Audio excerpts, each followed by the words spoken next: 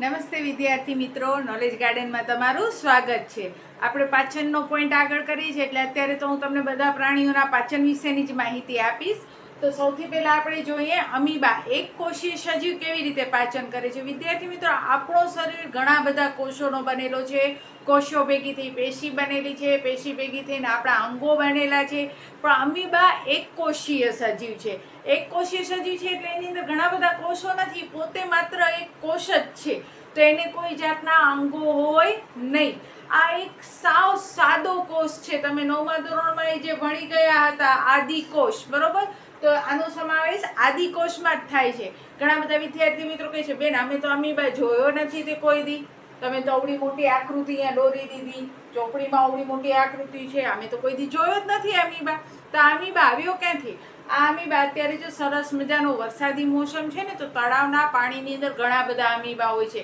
પણ આ અમીબાને હું આમ ઉપાડીને કે પાણીમાંથી કાઢીને માછલીની જેમ તમને દેખાડી નહીં શકું, કારણ કે અમીબા સૂક્ષ્મ જીવ છે. એને આપણે સૂક્ષ્મદર્શક યંત્રથી જ જોઈ શકીએ છીએ. એ માત્ર એક કોષ છે અને કોષોને આપણે નરી આંખે જોઈ શકતા નથી. આ અમીબા છે એ ખોરાક ગ્રહણ કેવી રીતે કરે છે? તો એના ખોરાક ગ્રહણ કરવાની ક્રિયાને આંતરકોષીય પાચન કહેવામાં આવે છે, બરોબર? આંતરકોષીય પોષણ મેળવે છે, આંતરકોષીય પાચન કરે છે. એટલે કે કોષની અંદર ખોરાકના કણને ગ્રહણ કરી અને એનું પાચન કરે છે. હવે પ્રશ્ન એ થાય કે એને મુખ નથી, દાંત નથી, જીભ નથી, તો એ કેવી રીતે ખોરાક ગ્રહણ કરે છે? તો ચાલો હવે આપણે જોઈએ વિડીયોમાં કે અમીબામાં કેવી રીતે પાચન થાય છે. અમીબા પછી એવો જ એક બીજો પ્રાણી છે પેરામીશિયમ. પેરામીશિયમમાં એટલો ફરક છે કે એના શરીરનો નિશ્ચિત આકાર છે અને એ ખોરાકને મેળવવા માટે પોતાના આવેલા ડંખો કે પ્રવર્ધકોનો ઉપયોગ કરતો હોય છે. પણ અમીબાને તો એ પણ નથી. એના અમીબાના શરીર એક કોષીય છે અને એના શરીરનો એટલે કે એના કોષનો, શરીર તો કહેવાય જ નહીં, અમીબા એક કોષીય છે અને તેના કોષનો કોઈ નિશ્ચિત આકાર હોતો નથી. તો તમને વિદ્યાર્થી મિત્રો 3 માર્ક્સમાં દાખલો પૂછે, દાખલો નહીં પણ પ્રશ્ન પૂછે છે. તો જો મેં એક અનિશ્ચિત આકૃતિ, જરૂરી નથી કે બેને બોર્ડમાં આવી દોરી તો મારે પરીક્ષામાં આવી જ દોરવાની. હમણાં જ મેં કીધું કે અમીબા કોષનો કોઈ નિશ્ચિત આકાર હોતો નથી. તો અહીંયા કાને આ આપણો અમીબા છે અને બારે અહીંયા તમે જોશો તો એક ખોરાકનો કણ રાખેલો છે. હવે આ અમીબા પોતાના ખોરાકને કેવી રીતે ગ્રહણ કરશે? તો આ એના ખોટા પગ છે. આ જે ઉપસેલા ભાગ તમને દેખાય છે એના ખોટા પગ, અથવા એને પરવર્ધક પણ કહેવાય છે.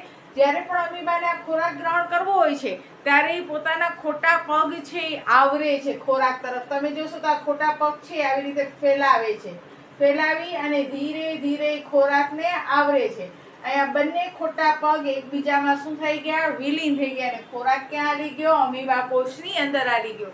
જેવો ખોરાક અમીબાના કોષની અંદર જાય છે કે તરત જ ત્યારે ને ત્યારે એમાં અંધાની ઉત્પન્ન થાય છે. એને છે નહીં અંગો.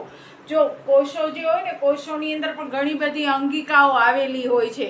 જેમ કે વનસ્પતિ કોષ હોય તો હરિતકણ આવેલો હોય, તારાકેન્દ્ર હોય. આપણી અંદર કોષમાં જોઈએ તો ઘણી બધી લાઇસોસોમ, ગોલ્ગી કાય, કણાભસૂત્ર, બરોબર, ઘણા બધા આવેલા હોય છે. પણ આ કોષની અંદર કોઈ અંગિકા હોતી નથી, એટલે તેને આદિકોષ કહેવાય છે. હવે જેવા આ જે ખોટા પગ છે એકબીજામાં વિલીન થઈ જશે એટલે ખોરાક ઉપર અમીબા આવી જશે. મીન્સ કે ખોરાકને અમીબા પોતાના કોષની અંદર આવરી લે છે. આ ખોરાક છે એના કોષની અંદર ચાલી ગયો અને ત્યારે ને ત્યારે એમાં રસધાની ઉત્પન્ન થાય છે.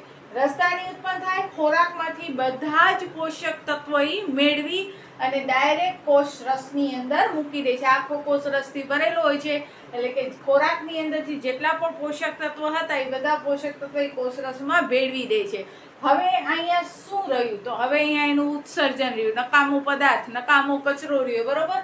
હવે નકામા કચરાનો નિકાલ કેવી રીતે કરશે? તો હવે આ જે રસધાની જે તાત્કાલિક ઉત્પન્ન થયેલી હતી એ રસધાની છે એ કોષના છેડા તરફ ગતિ કરશે, છેડા તરફ જવાની કોશિશ કરશે અને પછી એ કોષમાંથી છેડા તરફમાંથી આવી રીતે બારે નીકળી જાય છે. એટલે કે અહીંયા કને જે રસધાની આવી રીતે આમ હતી એ રસધાની આમ છેડા તરફ ગઈ ને છેડાને ખોલી અને છેડામાંથી નીકળી ગઈ બારે. તો આવી રીતે તે ઉત્સર્જન પણ કરે છે.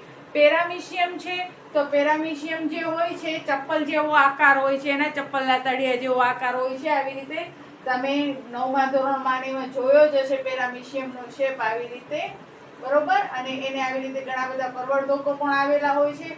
આ પેરામિશિયમ પણ એક કોષીય પ્રાણી જ છે અને એ પણ અમીબાની જેમ જ કોષીય પાચન કરતો હોય છે. હવે તમારે આ પ્રશ્ન 3 માર્ક્સનો છે, સાવ સિમ્પલ નાનકડો છે, પણ લખવાનો કેવી રીતે મુદ્દાસર લખવાના. આકૃતિ દોરો, પછી લખો અમીબામાં કોષીય પાચન, પછી એક એક પોઈન્ટ વાઇઝ એના મુદ્દા લખતા હો. જેમ કે પહેલા અમીબા, અહીંયા મેં ખાલી શોર્ટમાં લખ્યું છે, પણ તમારે લખવાનું કે અમીબા એક કોષીય સજીવ છે. કેવો કોષ છે? તો એ એક આદિકોષ છે. તેના કોષને કોઈ, ત્રીજા પોઈન્ટમાં, તેના કોષને કોઈ નિશ્ચિત આકાર હોતો નથી. જ્યારે તે પોતાનો ખોરાક ગ્રહણ કરે છે ત્યારે પોતાના ખોટા પગ છે એને શું કરે છે? પ્રસારે છે, ફેલાવે છે. ખોટા પગ ફેલાવી અને ખોરાકની આજુબાજુ ખોટા પગને પસારી અને એમાં પછી વિલીન, બે ખોટા પગ એકબીજા સાથે વિલીન થઈ જાય છે અને ખોરાક છે એ કોષની અંદર પ્રવેશે છે. એના પછીના પોઈન્ટમાં જેવો ખોરાક કોષની અંદર પ્રવેશે છે કે તરત જ ત્યારે અંધાની ત્યાં ઉત્પન્ન થાય છે. આ અંધાની છે ખોરાકમાંથી બધા જ પોષક તત્વો મેળવી લે છે અને કોષ રસની અંદર મૂકી દે છે. ત્યારબાદ હવે ખોરાકમાંથી બધા જ પોષક તત્વો નીકળી ગયા એટલે ખોરાક છે કોષના બાહ્ય આવરણ તરફ ગતિ કરે છે અને કોષના બહારના ભાગમાંથી તે બહાર નીકળી જાય છે. આવી રીતે અમીબામાં પાચન અને ઉત્સર્જનની પ્રક્રિયા થતી હોય છે. તો આ 3 માર્ક્સનો પ્રશ્ન હોય છે જે તમને ઘણીવાર બોર્ડમાં પૂછાઈ ગયો છે. હવે નેક્સ્ટ વિડીયોમાં આપણે વનસ્પતિ અને ખાસ કરીને મનુષ્યનું પાચન જે 4 માર્ક્સમાં હોય છે તે ભણશું. ત્યાં સુધી જય હિન્દ, જય ભારત. સૌ ભણે, સૌ આગળ વધે.